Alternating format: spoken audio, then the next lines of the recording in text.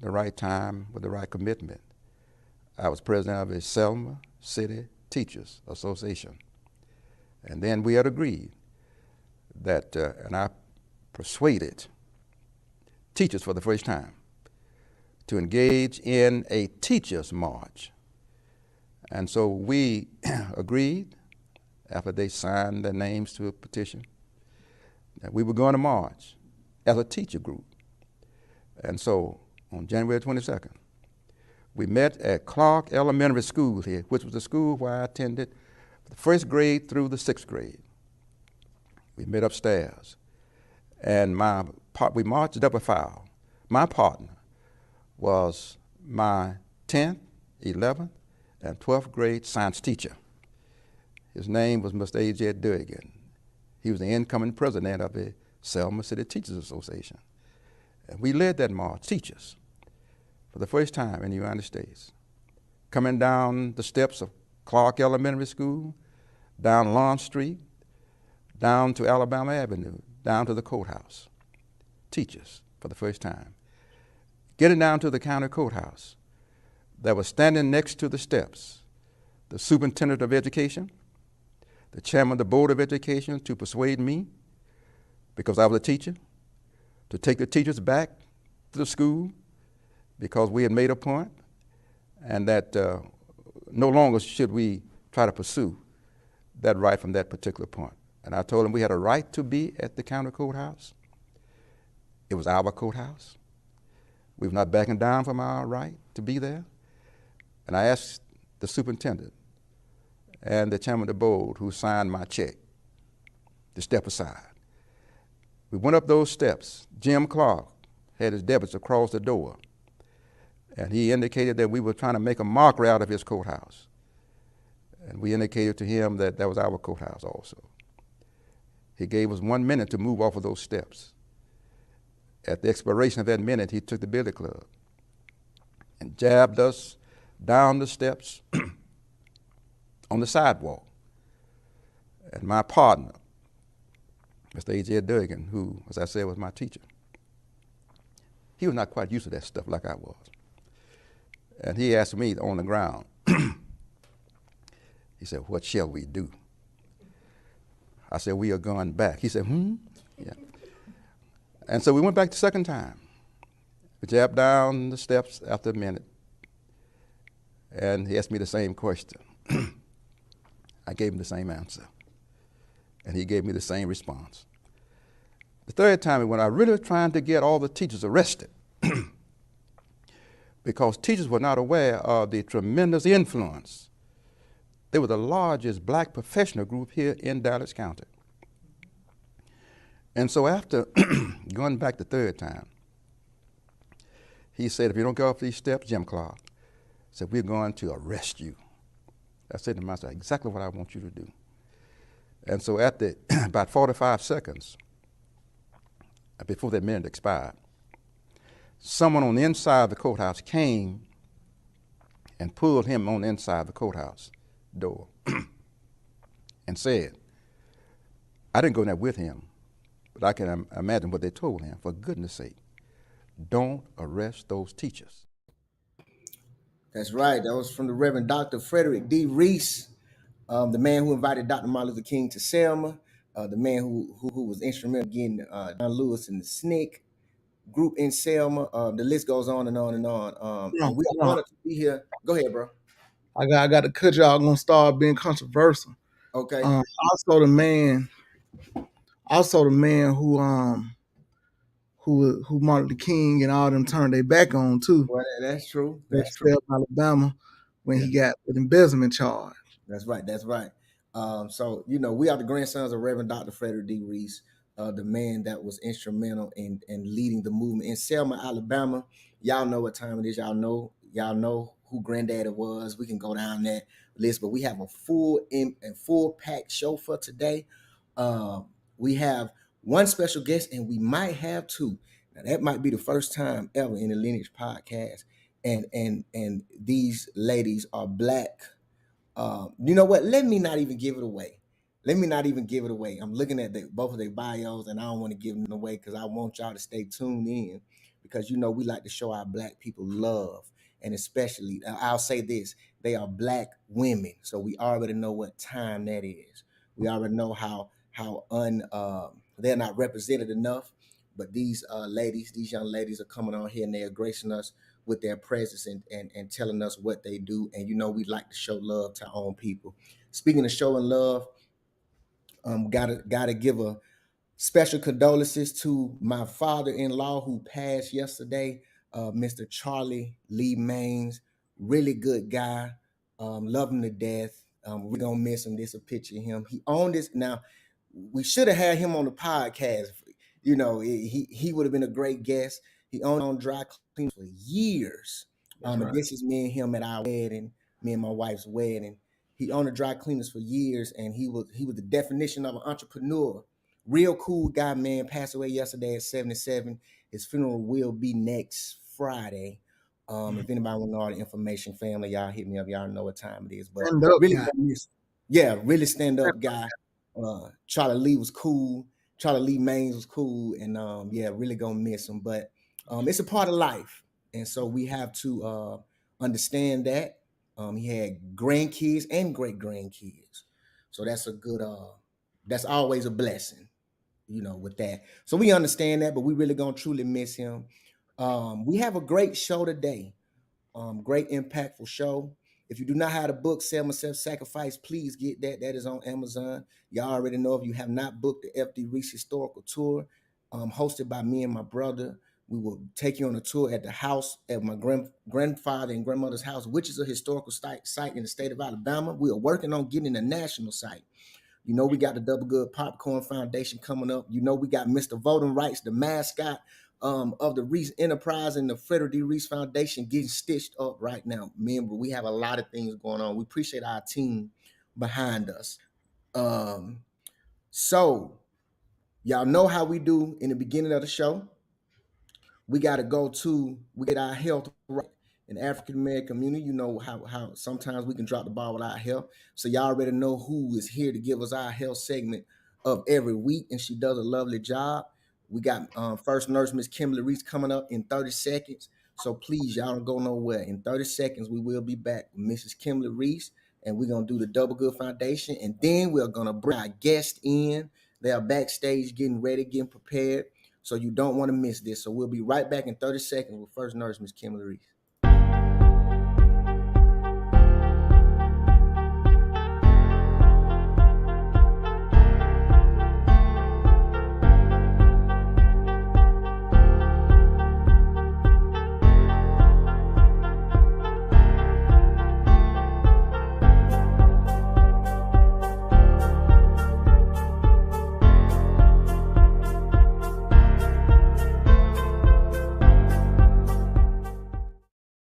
What's up, Kim? Hey, MJ, how you doing? Going on? Doing good. Good. I know we got a packed show today, so I ain't gonna talk too much. I'm gonna let you go ahead and do your thing. Okay. Hello, everyone. Happy Thankful Thursday. I'm here again this week to give you your weekly dose of health information. So, as you guys know, I don't know if you know, January is the month of National Birth Defect Awareness Month. So this is the month that the CDC recognizes birth defects.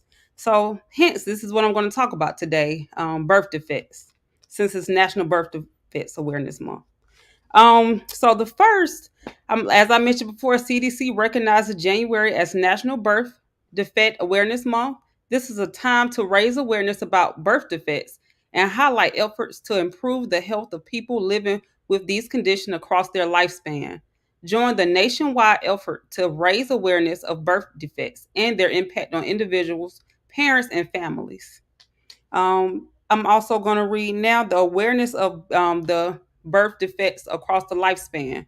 Birth defects are structural changes present at birth that can affect almost any parts of the body. Advancements in medicine and surgery have led to better survival, and thankfully, more children born with birth defects grow up to lead full lives. Awareness of birth defects across the lifespan help provide individuals, parents, and families affected by birth defects the information they need to seek proper care. It also provides healthcare professionals the evidence they need to deliver the best care for patients across all stages of life, before, during pregnancy, and in infancy. I'm going to also discuss and give you examples of birth defects. You have cleft lip with cleft palate. You have club foot, Down syndrome, and also lung problems such as pulmonary valve stenosis and congenital heart defects. The next picture, I have an example of cleft lip. As you see, this is a birth defect that affects the cleft palate of this baby. The next one is an example of Down syndrome. Down syndrome is a condition in which a person has an extra chromosome. And this is the look of Down syndrome. As I mentioned, they have an extra chromosome, and you have the almond-shaped eyes, the sunken in eyelids, and then also, if you look at the palm of their hand, they don't have the normal M the typical M that everyone else has. I think they have, like, they're missing creases within their hands. So these are just examples of birth defects. Next, I'm going to talk about the reasons of birth defects. Birth defects can happen for many reasons. Although not all birth defects can be prevented, people can increase their chances of having healthy babies by managing health conditions and adopting healthy behavior before becoming pregnant. On the next slide, I'm going to talk about infancy. Having a baby is a special, life-changing experience, but it can also present with challenges for new parents. Parents of a child with birth defect can face these challenges and prepare for their children's needs by learning their children's condition. And with the next slide, we're talking about childhood. Meeting the complex needs of a person with birth defects involves the whole family and can be challenging at times. But finding resources, knowing what to expect, and planning for a future can help. With childhood, people can be cruel and they can be heartless. So it's important to help everyone learn that birth defects is a normal part of life. And also the public, they have been doing things such as making things more accessible for people with defects, such as handicap issues, as you see on the picture. And they're more sensitive to this subject.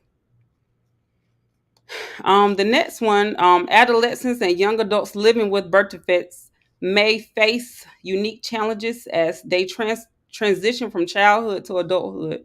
Transition to adult health care can be tricky for teens, young adults living with birth defects as well.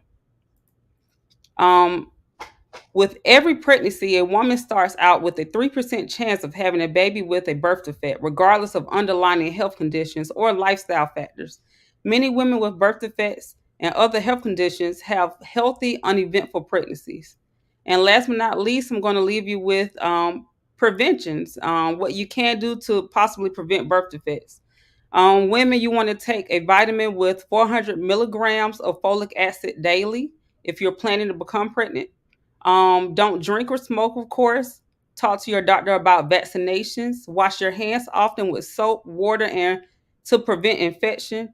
And last but not least, seek your healthcare professional regularly. And that's all I have for you. We appreciate you, Miss First Nurse Miss Kimberly Reese, for always bringing us the health segment every week. Y'all already know what time it is. What community we take our health really serious, and sometimes we drop the ball. But First Nurse Kimberly Reese is always here to bring us that knowledge.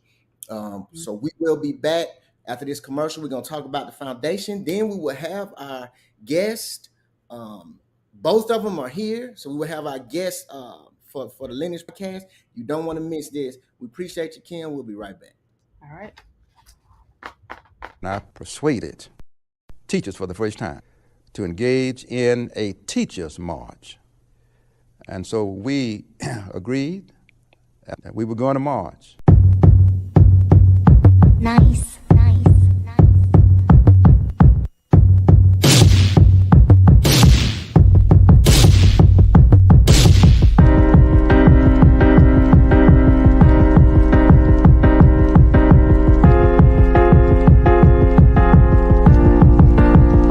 We'll stand strong.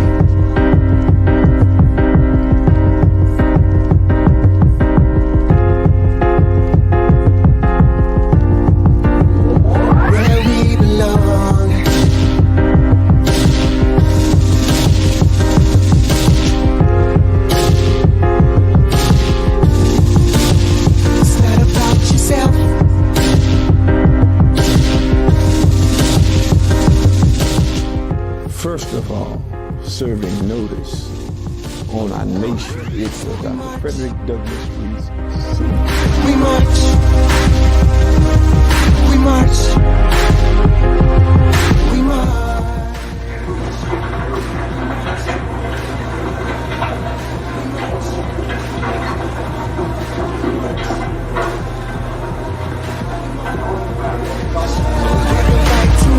He said, what shall we do? I said, we are going back. He said, yeah.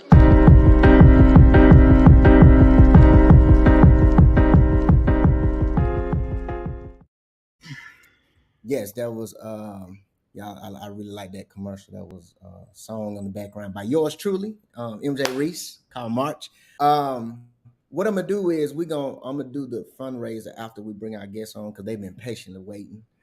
That's right. I'll go ahead and read their bios, and Seish, give me the thumbs up if we cool to do that. Give me the thumbs up in the back. Okay. So let's read Miss Sasha first. Miss Sasha Turner was born in Atlanta, Georgia. She has lived close to the area her entire life. Sasha has been a hairstylist since she was in elementary. Wow. Taking her first paying client at the age of 11. Come on, y'all. That's early. She went on to get her license in 2016 after making several career changes and is now a licensed master cosmetologist and a master educator. Sasha is a mother and continues to learn and advance in the beauty industry. She has now added author to her list of things. S&S Guide to Locks. Wow.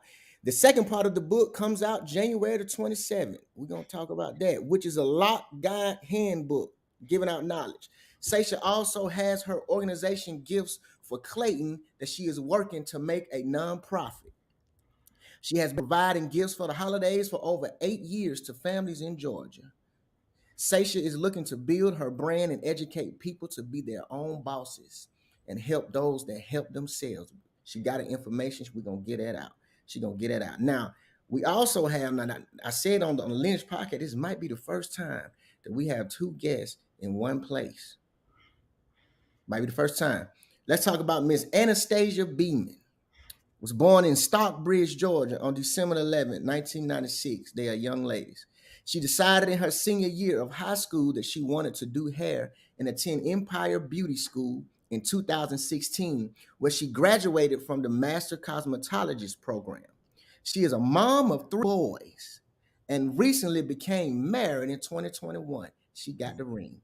She is passionate about building her brand and growing in the beauty industry. So, ladies and gentlemen of the Lineage Podcast, please welcome Sasha Turner and Anastasia. Yes, Beeman. I know that. Hey, y'all.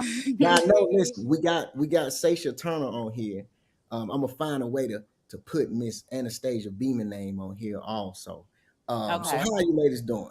We're good. Well, we appreciate y'all joining us, and we appreciate y'all being on the podcast. We like to highlight women and men, and especially of our community, who are doing good things in the community. I can ask a million questions, but let's start off. Both of you guys have the same interest with the cosmetologist. So I'll ask Miss Sasha first. Besides taking your first paying client at 11, which is crazy, what is the main thing that got you into wanting to get into the cosmetology field? Okay, so it was kind of like a default. I'm not gonna lie. Okay. My mom worked a lot, so I was started to do my own hair and my sister's hair. And then people saw that I did their hair, so they were like, okay, so I'm next.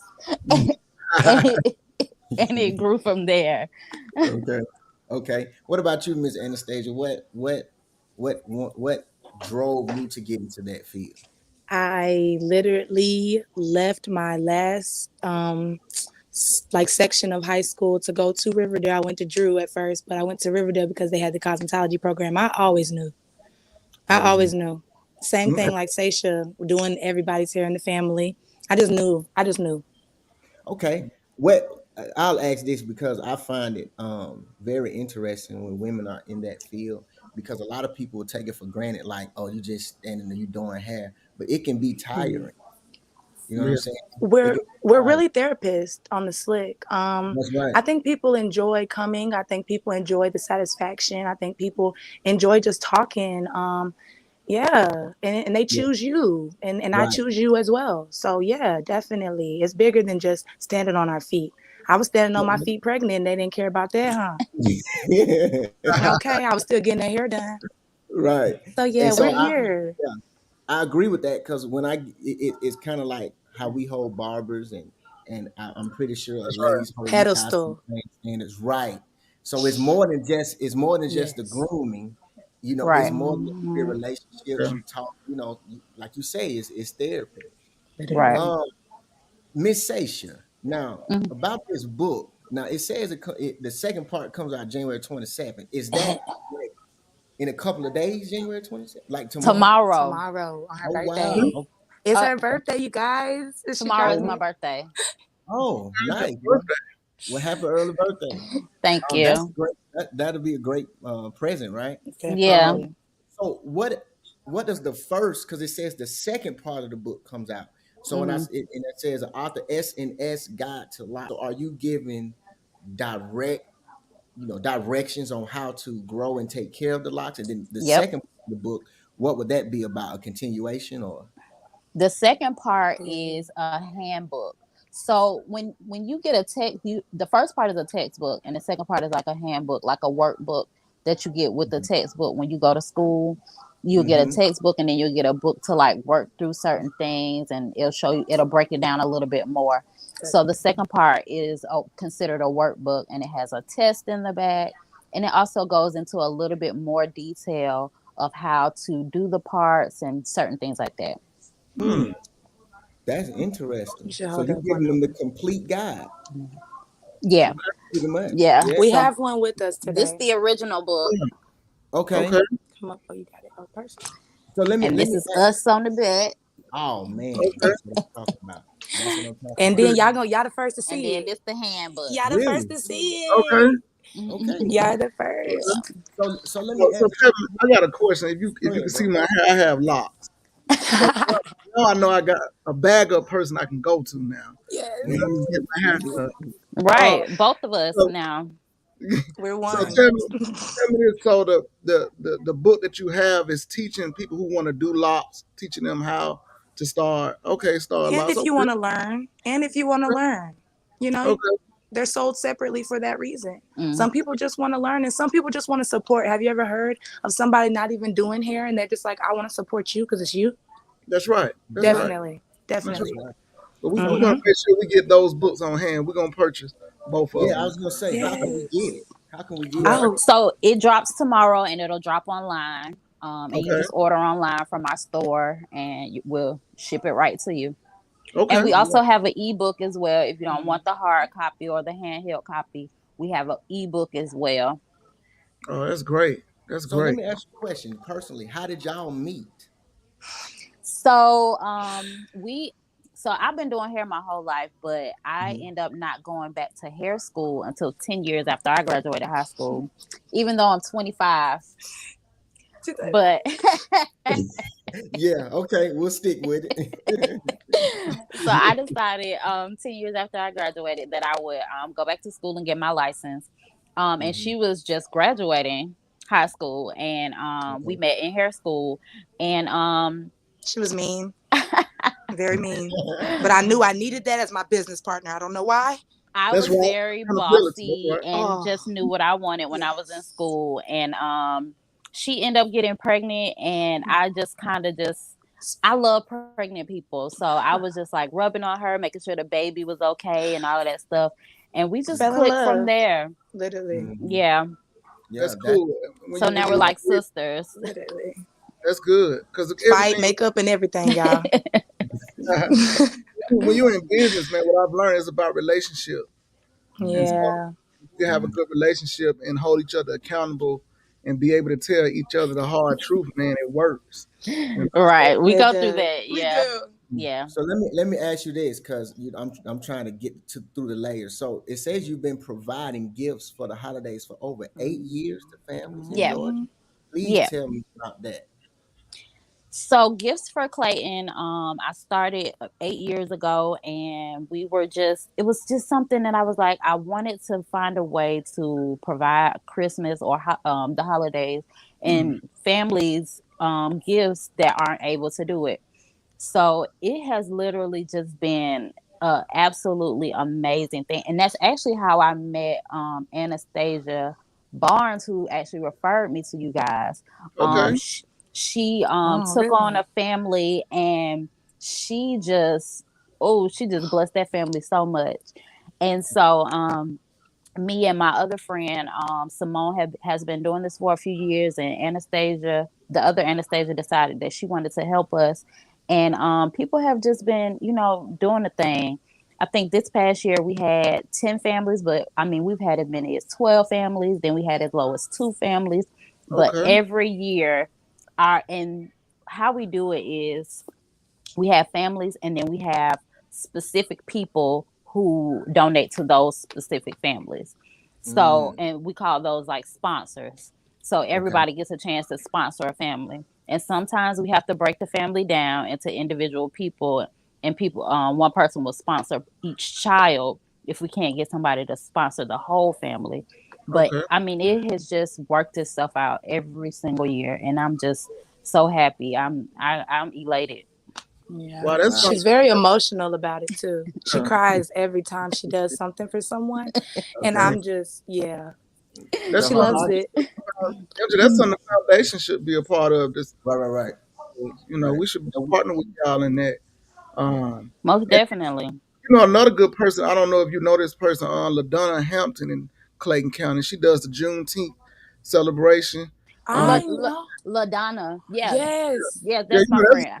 That's Yeah. our sister, man. We grew up with LaDonna. Yeah, LaDonna. Me and her sister grew up together and were close friends. Okay. And so she's been doing Juneteenth. I think this will be year 4, maybe. I think 4 or 5. Yeah. And she does it at Lee Street Park every year. And That's right. I mean, That's it's absolutely. I love LaDonna. I love her. Mhm. Yeah, for sure. Yeah. And she helps with kids too. She does yeah. reading, tutoring, all of that. I love LaDonna. Yeah. It's all about who you know. Matter of fact, That's wonderful. Matter of fact, she tutored my kids. Right. Oh. Yeah, So, that's what she do. That's what she do. Great at what she does. She is. And For it's sure. great to hear young Black women. You just mentioned LaDonna, Anastasia. Those some good people in their communities. You guys, Some great that's names. great. And Right. y'all need to be highlighted. You know what I'm Right. saying? People can continue to help you guys do what you're doing. Right. You know? We're all from the same area. We all grew up in Clayton County, You Georgia. almost said the South. You could have Yeah, said the it. You South. could bring it out of you. Yeah, she was trying to say that. Yeah, I mean, and I really say it's great people from this area. Like Amazing. I represent my area to the fullest. And I Definitely. love my people. That's good. That's good. Yeah, I'm not gonna hold y'all long, but I got to ask. We're gonna get y'all information, the IG and everything, but we have to ask this with every guest we ask. What if you can leave? We'll start with Miss Sasha. If you can leave one thing with someone that wants to start a business or that's having a tough time starting a business, because y'all are on that journey, and y'all started young. So if you can leave something in their mind and in their hearts, what would you say to someone that may be trying to start a business or having a tough time to keep their business going? So my first thing to them would be, do you even know what you want to do? Because I'm so big on focusing on one thing at a time. As you read in my bio, it says that I had several different career changes. I've done a lot.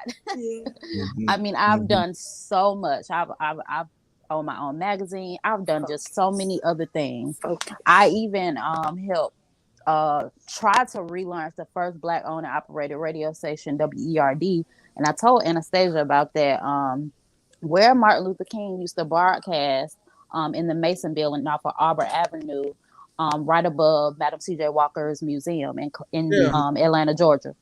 So Mhm. WERD, we tried to relaunch that. It wasn't successful, but I've just done so many things, but I always just had my hands in different things. And I realized that, hair is what I'm supposed to do. So I started focusing on hair, went back to school to get my license for hair. So I just tell people, like, focus, find out what it is you want to do, then do your research on it. Because you can't say you want to do, even though you can want to do a lot of different things, but you have to start somewhere. Like, find your starting point, figure out what it is you want to do your research on it, then go ahead and trademark your name just to have it, and then move forward, whatever else you decide to do. But have some type of foundation and one type of, I really call it kind of tunnel vision, as far as your main focus of what you want to do.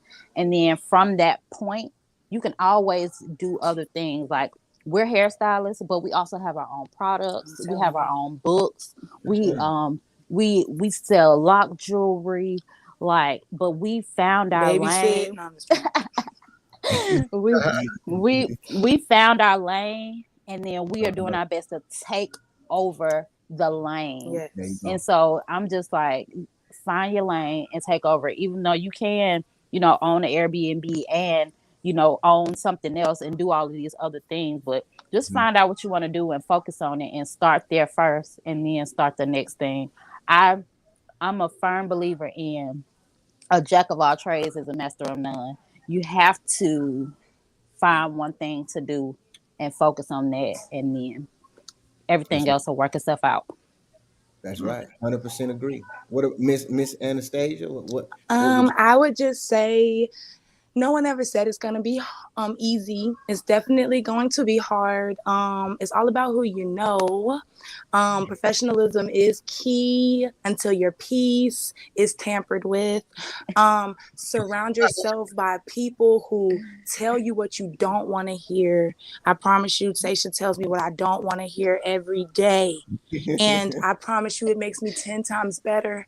Don't go into business. Don't do anything with anybody who is your best friend. I'm sorry. It's not going to work out. And I definitely applaud anybody who can find what they want to do and focus, like she said. So really, everybody's winning in my book if you're doing something. Right. There you go. That's so there right. you go. And be persistent in it, and like you said, it's Definitely. Consistency is definitely the key. Right. A lot of people think it's gonna be easy. Oh, you say, oh, I'm an entrepreneur and this, that, and the third. They like the glamour of it, but they don't like to get it out the mud and the grit. That's right. Yeah. People want to say they work for themselves, but I don't think they really understand what working for yourself really is. It's your life. It's Correct. you're not working for anybody, but you're working for somebody. Like, stop Right. playing. You're still working Yeah. for somebody, and that's yourself and your clients, and you have to put that into them. Exactly. We definitely are going to collab. We definitely going to be in touch. It's a lot of things I think we can work together, because you say you're working to making a nonprofit. We actually have a nonprofit, Miss Sasha. Cool. So we can definitely, and I know Anastasia Barnes, I know she's going to give you some game too, give y'all some game too. So we already know Right. we definitely Love that name. Yeah. She said, Right. Matter of fact, Anastasia said, beautiful ladies, hey Sasha and hey twin. So you already know that. But before y'all go, your personal information, if someone wants to reach out, get the locks done, get the lock jewelry, get the products, where can they reach y'all at? How can they get in touch with y'all? Go ahead and do y'all thing. So you can reach both of us at s.s guide to locks on Instagram. Then we both have several other pages. Okay. But I'm gonna give the main one, which is I am Sasha, spelled Sasha, Black Ruby is my main page, where really it'll funnel you to all of the other pages. And she has her personal business page as well. Right. I am at Slasia Co. So basically, I am Slay, SLAYSIA Co. CO. And I have half locks, half wavy. It's definitely me one day. And you can also contact 678-927-6072 because that is my business number. And I answer it as Slasia and Company. Thank you for calling. All right. Well, look, we really appreciate this. This has been great. This has been an honor. Yes. That exceeded my expectations. Thank We you. absolutely appreciate you guys taking the time to interview us. Yeah. Anastasia told me what you guys have going on, and I think it's amazing. I definitely told her that I'm gonna try to join in on the monthly donations. We're gonna start small, but I got y'all. Definitely. We appreciate anything. And no, I love what you guys are doing. You know, pushing the legacy of, is it your father or your grandfather? Grandfather. Right. So I absolutely love it, and I'm here for whatever. Like I said, I help with trying to relaunch WERD, but however we can keep the knowledge of our people and keeping their legacy going, I'm all for that. And blessings. And thank you. Yeah. For Lennox Podcast, get good round of applause to Miss Stacia Turner and Mrs. Anastasia Beeman. We appreciate y'all. We definitely gonna keep in touch. Until next time, we'll see y'all later. Thank y'all. Bye. Lovely ladies, man. Young ladies, man, doing their thing, bro. That's I love to see that. Mm-hmm. I love to see that, man. And they grinding. You know what I'm saying? They grinding, putting the work in. We know about the grind. We know about the grind. We know about getting it out the mud. Right. You know what I'm saying? Hey, and that's the truth. And when you talk to people who's doing, you know, we almost have the same story. Yeah, we're in different businesses, right. But we have the same story. And everyone who's being successful in what they're doing, they'll tell you got to get it out the mud. Got to get it out the mud. You got to continue to grind. You got to continue to stay focused. You got to continue to be consistent. You know what I'm saying? You cannot get distracted. What she said, have tunnel vision. You know what I'm saying? And then what happens is you can, and like she said, when you stay focused, then there's other things that come to your mind that you can kind of branch off and do. Look, they doing half, but they say, okay, how about a book? You know what I'm saying? They got a book. Right. So now that's another different string of income.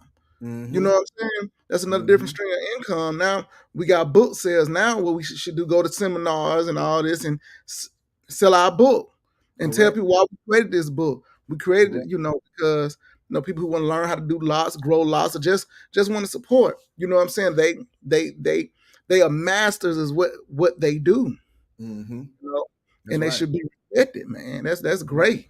Yeah, we definitely gonna come out. Clay Coach. Yeah, Clay County, man. I used to ride there for some years. But before we go to our topic, let's talk about the fundraiser we have coming, y'all. It starts Thursday, February the 2nd at 8 p.m. After the show next Thursday. We have 7 days left if you want to sign up. Now, if you don't want to sign up to sell, you can always buy. You can reach out to us and say, hey, I want to buy, I want to support, but I don't feel like soliciting the people. That's just not my thing. Cool, you can still support in different ways. Trust me. This fundraiser starts Thursday, February the 2nd at 8 p.m. and it ends Monday, February the 6th at 8 p.m. So you got those few days to do it. How to sign up? You email fundraise4fdreese@gmail.com by Wednesday, February the 1st. So you have 6 days to email that email address and say, hey, I want to sign up. How do I get signed up? And Charlene will take you through every step. Now, the great thing about this fundraiser is it's going to a cause to the Mr. Voting Rights Project. If you don't know what the Mr. Voting Rights Project is, tune in on Tuesday to the Zoom. Every Tuesday, we go exclusively about that. But what's happening is not only are you helping the Mr. Voting Rights Project, but you will get some rewards. History on Apparel coupons. You don't know what History on Apparel is? That is the apparel company that is pretty much is by FD Reese. Let's just put it there. It's FD Reese everywhere. FD Reese silhouette signature. We have quotes of his on shirts, and it's really nice stuff. Shirts. My brother has on the shirt today. I'll show it after. All right. There you go. Yeah, it's right there. My brother have on the shirt right there, and you get the top seller is 3 prizes. The top seller gets $100 coupon for Hitch on a Pair. Second place will get $50 coupon for Hitch on a Pair, and third place will get $25 coupon from Hitch on a Pair. Let's please sign up and join what we're doing. I think we still have a lot of more slots left, so please sign up and join in and help us on this quest.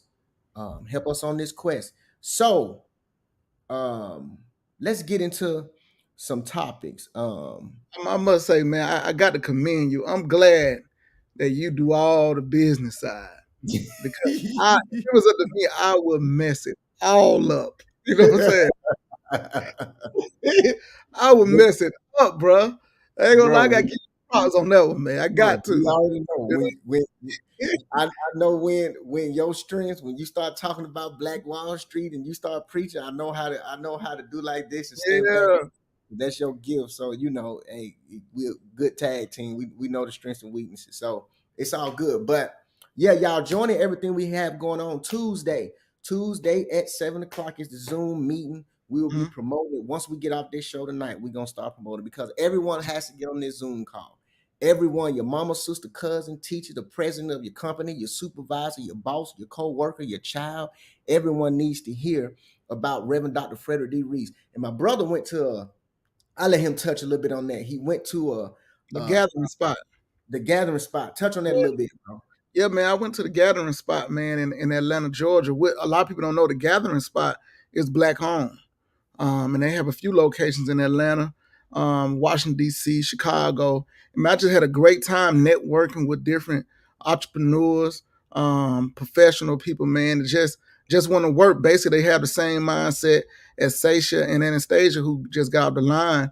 And people just making moves together, man. They building relationships. And that's what it's about. It's about relationships. If you want to get something done, man, you can't do it yourself. You need a team. Everybody, right. We can talk about who the GOAT of anything. They didn't do it by themselves. They had a team. Even Tiger Woods had a team. You know what I'm saying? Someone got to carry his golf clubs. He got someone who's working with him, teaching him, showing him, what how he's putting the ball and his technique. You got to have a team. You are as good as your team, man, and get out there and network, man. It's a lot of individuals that can help your business or your vision come to pass. You have to understand this. The people that's going to support you more is the people that you do not know personally. That you got to get to know. That's just real talk. You know what I'm saying? It's facts, man. Yeah. Speaking of team, man, we appreciate our team. We got a good team. We got some loyal supporters, man, that go above and beyond. And we couldn't do this without y'all, just to be honest. Right. I know we're the face of it, but it's a lot of people behind the scenes, man, that really help us work and push us and keep us elevated. So we appreciate that. Also, speaking of team, that is segue into our first topic. Let's go to Mr. Ed Reed. If y'all don't know who Ed Reed is, he was considerably one of the greatest corner to ever play the NFL. Safety. I'm sorry, safety. Dion was a corner. Yeah, the greatest safety to play in the NFL. And y'all know he took the job at God. What was the college at? Was it Bethune? Bethune. Bethune, dog. Yeah, Bethune. So and he had a what you want to call a viral on the internet. He went on social media, man. He did on social media, where he was kind of complaining, for lack of better words, about the conditions that the HBCUs are in. How do you feel, like, in the totality, bro, about this situation? Well, in the totality, the HBCUs have a bigger issue than Ed Reed and Deion Sanders, and I think the issue is when you go back to donations to the alumni donating back to HBCUs, it's only 1%. Mm. 1%. 1% of people who graduate from a historical black college university donates back to the college. 1%. Now, I must say the HBCUs have a deeper issue with money management. Okay. Okay. Okay. I would say that. You know, Mhm. that might be for another show. Mhm. But what I would say is that a lot of their lack of and what they don't have is that most people who graduate from an HBCU, a lot of them become what I ain't gonna say mainstream, but they become fans of Alabama, Georgia, Georgia Tech, and we Mhm. forget about Alabama State, Alabama A&M, Bethune-Cookman. We Right. forget about FAMU. We Right. forget about Talladega. We forget about those schools, and we do not put our dollar back in those schools. And I think that's something that has to change because they Mhm. don't have the resources. You know what I'm saying? Even though I think Ed Reed was he was showing his frustration. We could talk about how he said it all day. I really don't care how he said it. He got on there. He spoke the truth. I must Right. say that. We're so concentrated on how he said it, but is it true? Yeah. And Is when it we go back and look at mold in the school, which year they just had a hurricane last year. But think about it, bro. Mhm. If we would donate to the school, all the graduates like we should, Right. we could get a lot of things fixed at the school. It doesn't make sense that kids are at the school now, still dealing with mold. Football players got to put they got to put their equipment in the In the shed. shade. In the No, they shade. got Yeah. to wear wet equipment. And I'm talking about, you know, but we'll holler out FAMU or we'll holler out things different things, but are we putting our money where our mouth is? Mhm. You know what I'm saying? Our Right. sororities and fraternities get a lot of money from us. Are we Mhm. giving back to our historical black colleges, man? Mhm. 1%, Jay. 1%. 1% of people who graduate from HBCUs give back to their HBCU. 1%. The number needs to be expert. Man, it needs to be, I ain't gonna say quadruple. It needs to be beyond that. Yeah, It man. needs to be beyond that. And yeah, you're right. Sometimes it takes us to be self-aware, man. That we got to say, okay, we know, you know, because you know how you'll hear what some of it is the system they don't put. But then if we not doing it ourselves, how can we expect other people to do it? So, we really gotta get in there and put our money where our roots are. We really do. That's right. HBCU is very important. Very important. And then when you talk about Ed Reed, let's go back on his track record.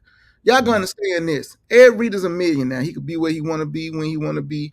He can live how he want to live.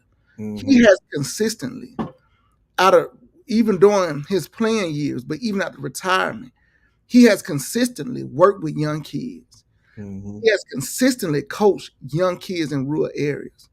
He has a heart for young people. Mhm.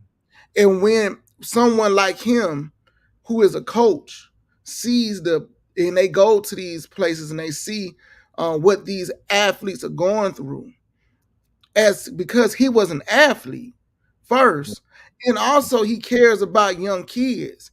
It is very frustrating, and I feel like if the people who say Ed Reed was wrong, I would say don't make that a bigger issue than what he said and see if it's true, and let's see how we can change it. Right. Because I think he would have been a great coach at the school, Mhm. and he would have got young recruiters. Let me tell you something. If you want to look at in the black community as young men and women, let's go one young men from the age of 18 to 25, 26. The athletic department makes more black millionaires than anyone else. Correct. Okay, now, see this. When we talk about investment, bro, when you invest into something, you're not expecting a return right then. Mm-hmm. You get what I'm saying? Mm-hmm. Your return is later on, and it should be sustainable. Correct. You know how you invest. Mm-hmm. So what I'm saying is the investment in Ed Reed at that school, the return would have been great. Now, if in young black men, the athletes are the number one millionaires created every year, okay? So we invest to this school, okay? If they come to this school, when they go to the pros, where are they gonna give their money back to? Right. School. You get Right. what I'm saying? Right. And I think, and I could be wrong, but I think HBCUs sometimes look at athletes as second tier. They Right. the athletic program is the last to be funded. Mm-hmm. You get what I'm saying? The Right. last to be funded and the first to cut. Mm-hmm. But you look at Georgia, you look at Alabama, you know, we roll tide. Georgia just won national championship 2 in a row. Congratulations. You look at Auburn, you can go all these schools. Let's just stay in the South. Right. Look how many young black millionaires that are created every year from these schools. That if you had a Deion and an Ed Reed and you got Eddie George, you got these Hall of Fame players. We're talking about Hall of Fame players coming to these HBCUs and coaching. If we stop looking at athletes second tier, and if we fully invest into what these men have to offer, maybe that you'll understand, look, I see why Alabama and I see why Georgia pay that money for these recruits and these boys and make sure they got the facilities and in the best shelves and stuff for these boys, man. Because the return, bro, where Julio Jones money going when he would donate? It's going back to Alabama. Going back to Alabama. Think about Julio Jones money was going to Alabama State. Right. Right. You get what I'm saying? So it's just something to think about, bro. That's all. It'll create somewhat of a shift if we do it, because then you will funnel in, because let's be honest, it's none against our Caucasian brothers and sisters, but let's be honest, the top athletes are the ones with the melanin in their skin. Let's keep it a buck. Let's keep it a buck. So if you kind of magnetize them to the HBCUs, but they're not gonna come if it's not right, if it's not set up right. And I think so many times we want our people to take the short end of the stick, but then when you see across the road that they are taking their athletes serious, and if you have the chance to make your athletic department as top tier as the next man, as like you say, as Alabama, Georgia, and Auburn, and Tennessee, and Florida Gators, and all that, if you have the time, if the athletes can bring on that notoriety, why not do it if you care about the school? And let me tell you something, bro. Being honest with you, if they do that, 10, 15 years, see, investment, people don't want to look down that long. 15 years, if all HBCUs say, you know what, we're all in the athletic department. Let's say football. You look at Tuscaloosa. You go back 20 years in Tuscaloosa. Tuscaloosa built Tuscaloosa around Alabama. That's right. Football team. The football team bring in so much money that other areas of the university benefits from it. Correct. Because of the football team. Because they selling out 100,000, 101,000 people in the stadium every week. Right. You get what I'm saying, bro? Correct. So we as HBCUs, Alabama State, and say, you know what, we're all in. We're going, for the next 15 years, we're going to concentrate on the athlete.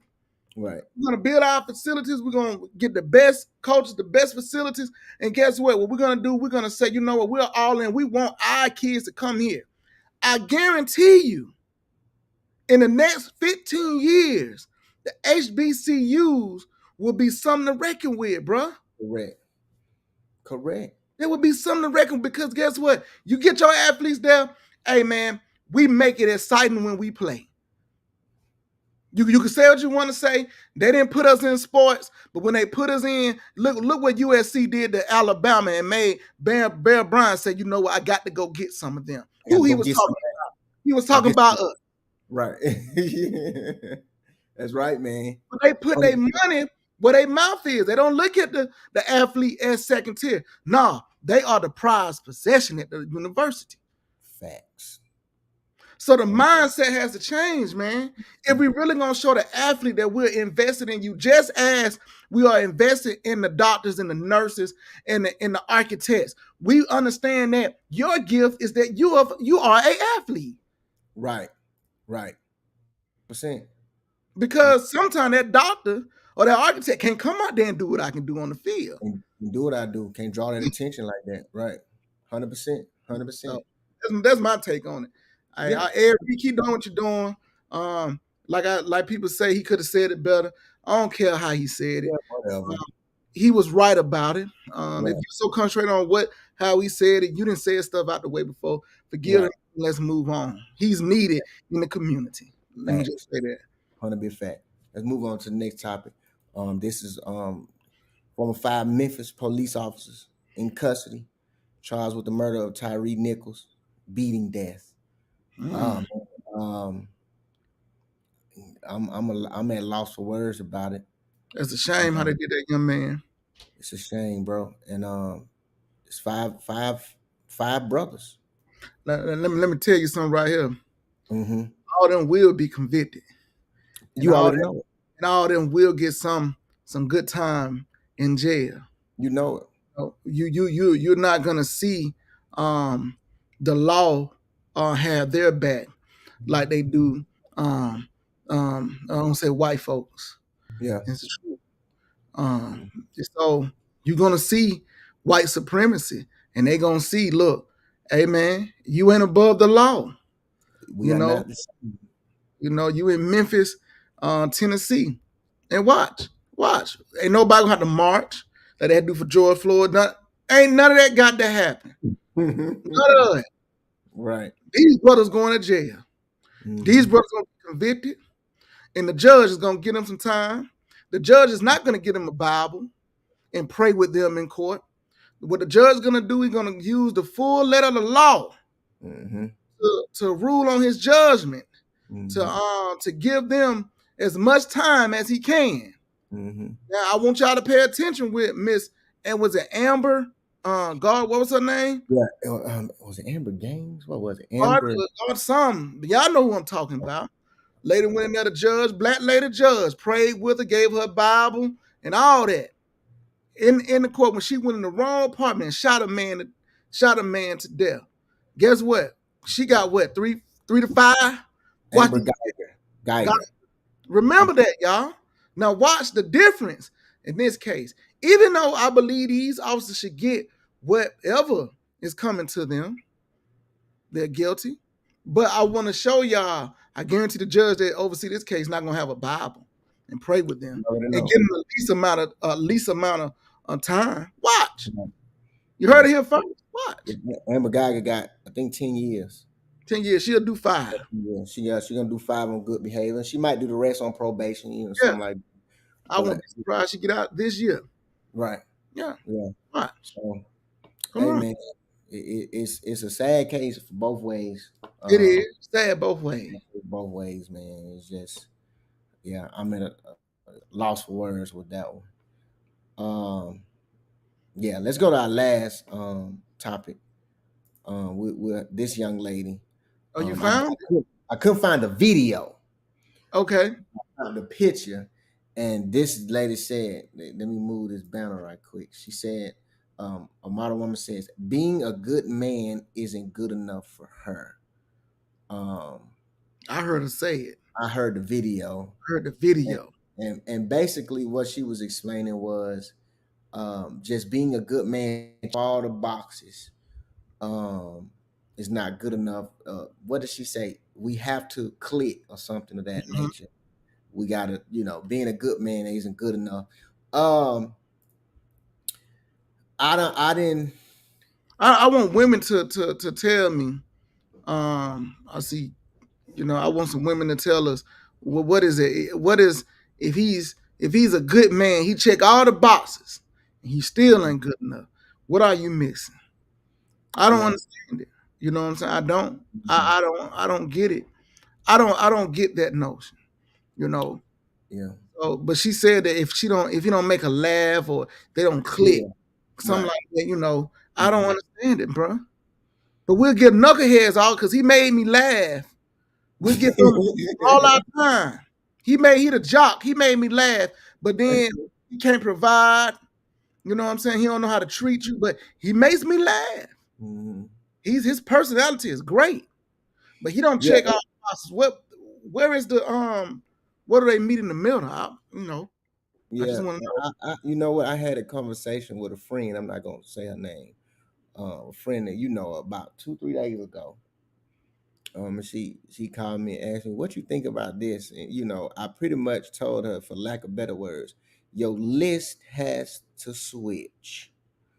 Because a lot of the times I think, and us men too, but more times I see the women get caught up in the in the not the physical aspect, but things that don't matter to sustain a long-term relationship. Okay. Men, we kind of look more for that. Is she submissive? Is she caring? Does she have a big heart for her community? Things of that nature. We look for. We don't really care if you flipping burgers at McDonald's or if you are a lawyer making 6 figures every 6 months. And I think, and I told that friend of ours that she has to switch her list because her list was parallel to a man's list. It What was that mean? parallel to a man's list. I always say that men, we are visuals. Okay. We are more visual. So when it comes to who we're marrying, and I'll say this and be transparent and be 100%, I keep it a buck. Men know how to compartmentalize who we having fun with and who we gonna marry.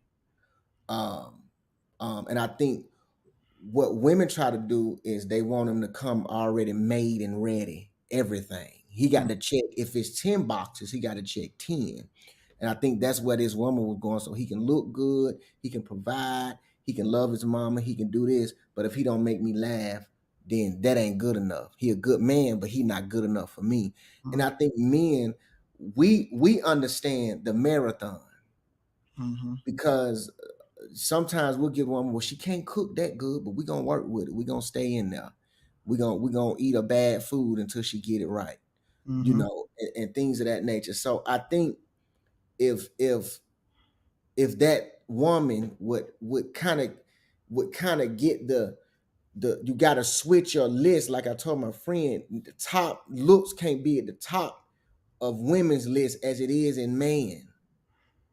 And then men, sometimes men got to change that list. We got to change our list. The look can't be on top. Hey, what type of woman is she? Is she caring? Is she loving? Even though we are physical people, but at the same time, hey, you got to look over your physical and know what's good for you. And a lot of times, like I was telling my wife, a lot of men understand that, okay, let's just be realistic. We're gonna get with it. I'll speak for me and most of the men I talk to. If your face pretty, we gonna work on the rest because we gonna understand after you have a couple of kids, things are gonna change. Feelings are gonna change. So we understand that in the physical realm, we understand that who to play with when we single, who we play with, and who we want to marry is 2 different types of women. And I was explaining to her, men can like a Instagram model, but we don't look at them to marry. To marry is something with more substance for men. And I was telling our friend, you can't look to marry something. You can't look to marry somebody that look like Boris Chestnut. He's 6 feet. He love his mama. You're not gonna find everything. So your list has to change. What is the most important thing? And women, a lot of women say that they don't want a man that's their height or shorter. I know a lot of women now who single today, and then they say this, God know what I like. I'm like, wow. They'll use God, they'll put God in it, but they'll say that no, he can't be shorter than me. I'll let him keep walking. So you're telling me that he can check all the boxes. Check all the boxes. Because he's shorter than you. I mean, he's shorter than you or your height. That's not the man for you. Let me tell you something. Most men Kim could have been 6'5". And if she's the woman she is today, God no, I'm gonna marry her. It's simply as though gonna ask her to marry. I don't know if she would marry me. I'm just Right. thinking my man thing. I'm like, I don't care if she's 6'5". Right. How loving, caring, how wonderful this woman is. She could be darn near 7 feet. I'm saying like, hey man, hey, can we go out? Not for me to talk to you. So what I'm saying is that I think that is something that has to stop. I know a few women now. We know MJ that we're I not think going to it's say their name. more That- moderate. Yeah, More that- moderate women. yeah, because I know, I look at my godfather. His first wife was taller than him. Right. He didn't care. They loved each other to the Right. day she went in the grave. Right. So Right. what I'm saying is that it doesn't matter. A loving good person is a loving good person. Correct. You know what I'm saying? So the Yeah. ones that's out there saying, well, he ain't tall, he ain't 6 feet, and you still single, well, that's the reason why you single, because 5'9" been walking through your life all the time. That been your husband, but 5'9" can't get no play. He ain't 6 feet. Hey. Yeah. And, So I think that's and a lot of that has to do with social media too, because now women have a lot of men to compare to men to. So oh yeah, I feel for these cat these days. right, bro. Right. We didn't have to compete. We just Yeah. had to compete with the people in our high school or in our Yeah. school. Go to the you mall know, and all that. Yeah. Yeah. Within a No. mile radius, the Now city, they got social media. These They folk got- dating abroad. Right. They talking folk California. Right. Some flown out. Right. Oh, we didn't have that mindset. So I know it's harder for men now. Right. You know what I'm saying? So, but I just think if people kind of change their mindset and look at the measure of the person, Correct. you know what I'm saying? And people you say, man, how she with him or how he with her? Because the measure of the person. See, you just looking at the physical, like, he shorter than her. That couldn't be me, child. That's why you by yourself. Correct. And she would. But guess what? He might be shorter than her, but guess what? He's doing everything to please her. That's right. And the measure of him is a good man, and she loved him because she looked past y'all little mindset of his height. She looking at what he brought to the table, man. Right. And vice versa. Man, he ugly. How she get him? Right. Or how he get her? He get her. The measure of the man. Measure of man. Yeah. And I remember being in Selma one time talking to this lady, and I think she was 5 feet, and she was so hung on. She's not dating nobody her size. She said, I don't care how much money he make. I don't care how good he is to my children. I don't care how he God fearing. If he my height, if I look at him eye to eye, he not getting in the front door. Wow. So to her, God been sending men her height. Right? Hey, he gonna humble you. Right. God is gonna humble you. Right. He's been sending men her height, and they just been passing through. Good men. Good men. Probably had 3-4 husbands walk through. Yeah, walk past. She ain't gonna give him a chance because the height. Because God gonna allow for you to stay single. Right. And you don't want to say no good men out there. Not to talk about it, because she seemed like to be a pretty nice, but I think she was in her late 40s, early 50s or something, and she was single. And, for lack of better words, I didn't want to tell her that, but I'm like, hey, you got to give short guy a chance. Yeah, short guy 5'9", good man. Good man. 5'9", good man, bro. Right. And I think we gotta start looking past that, man. Teach our ladies and teach our men, look, everything is not about the physical. We're so drawn. We so drawn on what we see, what car he drive, what type of house he got, how tall is, what his physique, all that stuff is interchangeable. You could change it. You know what I'm saying? So look at the measure of a man. And bro, look at the marriages that then lasted longer. They'll tell you the physical change. Most of the time, your job change. Mm-hmm.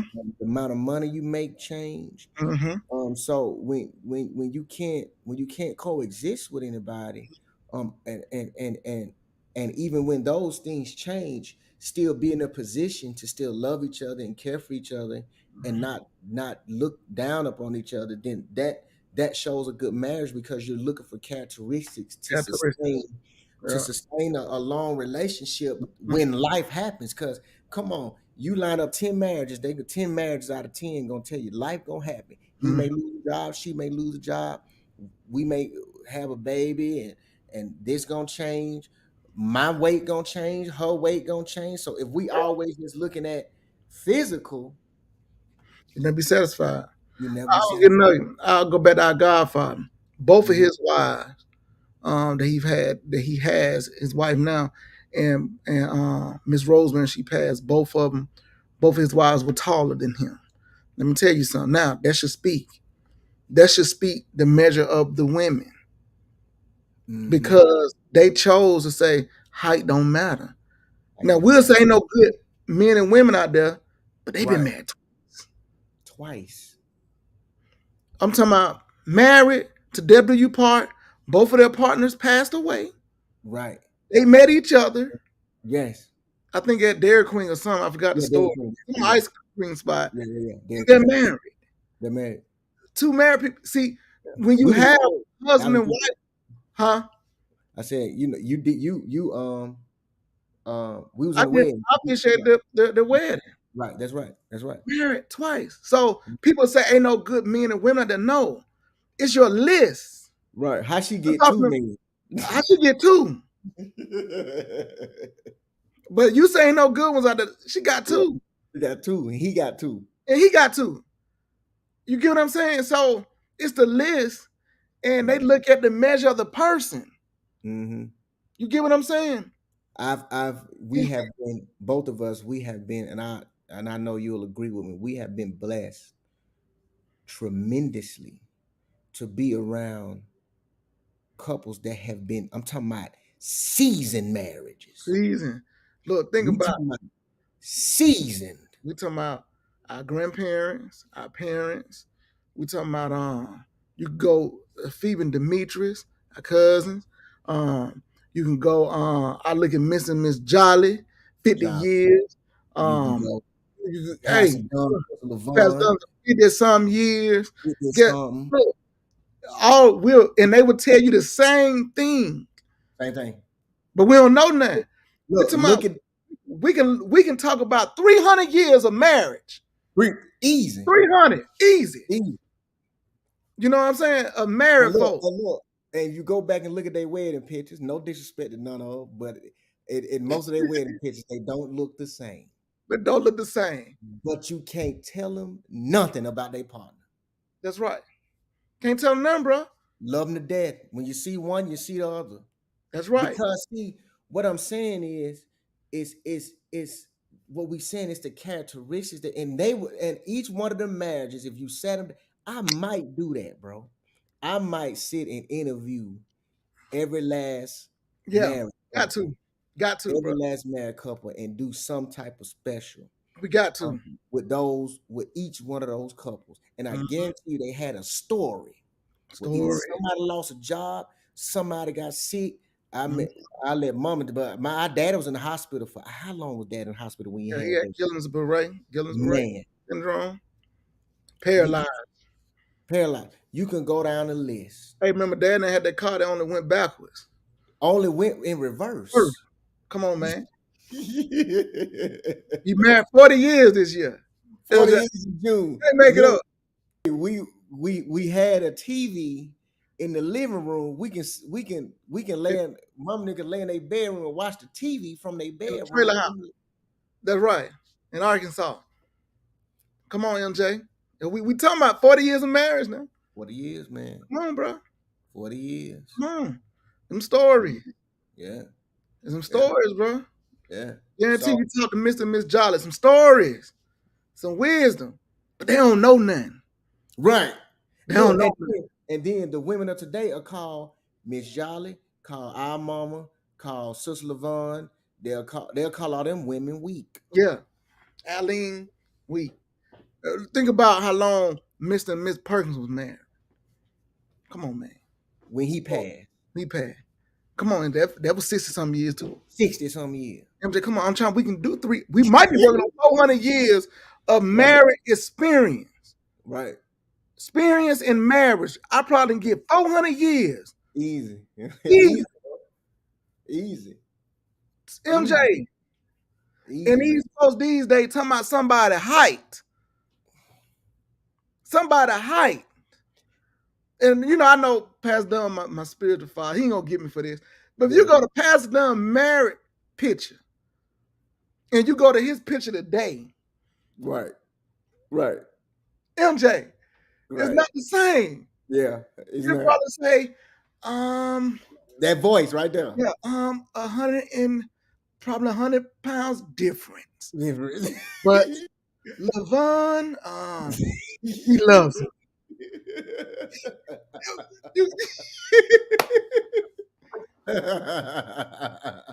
And you know what the thing is? Everybody's still bigger. Everybody still argue a little bit. That's not gonna go anywhere. But they love each other. Our parents love each other. It's nothing Miss Jolly wouldn't do for Mr. Jolly. He loved breakfast. She still get up and cook him breakfast, good breakfast, because she called me over there and I go partake too. What I'm saying is that these people love each other and they got the time in, but we don't want to listen to the people before us. We don't. We want to listen to the internet. Mm-hmm. We don't want to sit down a young lady who want to be married, look for a husband. Instead of going on the internet, see a lady like Miss Jolly out there. Ma'am, are you married? Yeah, how long you been married? 50 years. Oh, hey, that's an open book. Can I talk to you? Yes. Can I talk to you? Francis Reese, can I talk to you? Aline, can I talk to you? Etta Perkins, can I talk to you? Lucretia Dower, can I have a moment? A moment. You got some stories and some experience that I need if you really say you want to be married. That's fact. Come on, bro. That's facts. Come on, man. Come on. They don't want to do it. They don't want to do it. They don't put the work in. Because they think it's perfect. I told my mama, and I'll say it publicly, me and my wife had a little turmoil, went to my mom and my dad. And I told my mother and dad, the reason why we came to y'all, and my mom and dad tell you this, because their marriage wasn't perfect. That's right. I want to talk to somebody that's going to give me the real. That's right. Respect. We got to do that, bro. We got to make it happen. We got to make that happen because this new age modern stuff ain't working for our community. We got to put some people that done put the work in that's going to tell these folks the truth and tell these young women and these young men and women, you know nothing about marriage. It's just like when our close friends told her she wanted to be a marriage counselor. I asked her, I said, are you married? She said, no. I said, you couldn't counsel me. You talking about you want to be a marriage counselor. You're not married. It's just some things you got to have on the job training. Correct. To be able to give some type of advice about marriage, bro. I ain't talking about no boyfriend and girlfriend. We're talking about marriage. We're going to do this, bro. We're going to make it happen. The Lineage Podcast love something. We're going to make it happen. Something, man. We're gonna get the people we just said. Oh, I know we got to do some convincing. We're gonna do some convincing. But the people we just said, we're gonna put them on camera. Yeah. We're gonna put it out there and we're gonna talk about the truth of marriage and how their marriage sustained all these years. You know, I've been in 14 years this year, 13, 14 this year. And I'm a baby compared to the people who we hang out with. Right. They be like, get your weight up, boy. Right.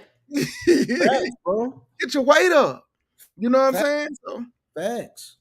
You know, so yeah, we definitely gonna do that. We definitely gonna do that, man. And that I think, but because we do know it's about the Black family, and we know marriage, the success rate, and you living a better life as a whole is better in the union. Right.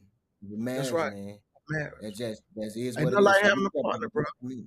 Ain't gonna lie to you. And MJ, ain't nothing like having. Ain't nothing like having. That's why marriage folks live longer. That's right, bro. Because That's right. ain't nothing like having a partner that got your partner that has your back, bro. That's your I back, promise you. It ain't nothing in this world a woman could tell me about Kimberly Reese. bro. Right. Ain't none. And see, and I think It's just we what need, it is. to do it because a lot of times black men, sometimes we don't really have a platform or use a platform to promote healthy marriages. That's right. That's right, bro. And so I think that's just another thing how we promote the black community, the black family, and that, I think that's Because it another starts there. It right. starts there. The success Mhm. of the black community starts with the family. Who is the Yeah. head of the family? Well, you have the Most High God, but who is in the union? The union is the husband and wife. Correct. So if you're serious about the black agenda and the black family, you got to be serious about marriage. That's right. That's the only way you're gonna fist apart. Because guess what? They talk about crime. Well, I guarantee if you fist, well, how do you fix crime? Well, it starts in the home. How these kids are raised, well, what type of home do they have? Correct. I guarantee if you go back to mother and father in the home, you have a better chance. I'm not saying you're gonna have some issues, but you have a better chance of having kids that are gonna be successful. That was my first sermon I ever preached. Train children are usually successful. That was the name of my first sermon. Mm-hmm. I talked about the home. Mm-hmm. Train children well in a home that you're married. Mm-hmm. And they see mother and father because they got to see both roles. Right. They got to see. I don't care what the world tell you today. It's a role that both parents have to play. Mm-hmm. And the child needs both of those parents in the home. They need the father because the father gonna play a role, and the mother gonna play a role. I don't care what this craziness they got going on tell you. I'm telling you the truth. The child needs both. And then even within that, we're gonna show how the mother and the father, the husband and wife, how important it is for them to be on the same page. That's right. So when we talk to these married couples, even if some of these married couples we talk to didn't always have that mindset, we're gonna show you how important it is for the front of the union to be on one accord, because you can have a mother and a father in the house. If they're not on one accord, that also can be detrimental. It sure can. So one thing about our parents, it was on one accord, boy. Good God, my all the Francis Reese, boy. Well, I'm trying to tell y'all, but they ain't play the radio with you, boy. The radio, dog. They were young parents, boy. Them jokers right there was something serious. Yeah, man. Yeah, I was talking about them today. Like, yeah, it's that's but hey, I wouldn't trade it for the world, just to be honest. Trade it for the world, man. So I know we over, man. We appreciate y'all joining us. Look, the Zoom call is coming Tuesday. I'm gonna have to hit some of y'all up personally, because we serious about this. Like the young ladies that said, she want to get on and do the donation. I will say this: don't be fearful, because if you can't give back, that's not what it's all about. It's just another tool to get Granddaddy's story out there, to show you what we're doing. We want to show you our footprints and where the monetary donations are going to, and it's always good to see where your money is going tangible, and for it to be explained from the top to the bottom. And so if even if you don't plan on donating, come in the Zoom call, bring somebody with you, because we know that me and bro know we keep doing the work. It's all going to work in the good. It's all going to work in the favor. So we know that. And the story is magnificent, man, because I got to see it when I went to the networking event, when I stood up there and talked about Granddaddy, man. You talking about the eyes that begin to buck. Yeah. You know what I'm saying? Like, what? Like, wow. Are you serious? And yeah, so, everybody got a role to play in this, man. So I appreciate everybody who come in and join. But like my brother said, bring people in, we'll tell them the story. Like I said, it doesn't matter. We appreciate your support by coming in and learning about FD Reese. I heard in my granddad's voice today, I promise you. And I'm not, me, I'm not one to give to say, "Oh, the Holy Spirit told me." You know me, bro. I ain't Yeah. but I heard Granddaddy say it. I was on the way to me and Charlene was on the way to Waffle House, and these were his exact words: "Talk to everybody." That's right. Because he would. You're I right. heard it clear as day. Mm. Talk to everybody. So now, when I hear that, it's over with. Y'all know me. It's something in my head. I'm gonna run forward with Spirit, it. man. That's spirit. Everybody, right? Everybody finna get this FD story, man. Yep. So I'm gonna talk to everybody. So if you see me in the street and I pull you over and we somewhere in the store and I talk to you, you know that hey, that's part of the mission. So Yep. that's what we about. So we appreciate y'all joining us. And we have said all the announcements and move accordingly. And we will see y'all. My brother will be. I will be solo mission next Thursday. That's right. Brother will be and his lovely wife will be celebrating. Yeah. Celebrate my wife's birthday. Yeah. We'll be going to New Orleans. Then we're going to hit a cruise from New Orleans. Then we're Yeah. going to Mexico if I'm not certain. Yeah. You know, she want to go somewhere, so I'm going along with the ride. There you Whatever she want to do, we going to do it. You know what I'm saying? That's how whatever she want to do, we going to do it. That's how we roll. That's how we roll. And to be honest, we roll with them. It's always a joyous occasion. It's always a joyous occasion, man. Yep. Joyous occasion. So it's all good. So yeah, I'll be solo next week. I don't know what we're gonna talk about. Y'all know it's gonna be juicy though. It's gonna be something. So handle yourself accordingly, but we will do the Zoom call Tuesday. I think bro leaving Wednesday. So Tuesday we will be on the Zoom call and we will be promoting everything. And we appreciate y'all joining us. So we will see y'all on Tuesday. And if not on Tuesday, I'll see y'all Thursday. Good night. Peace out.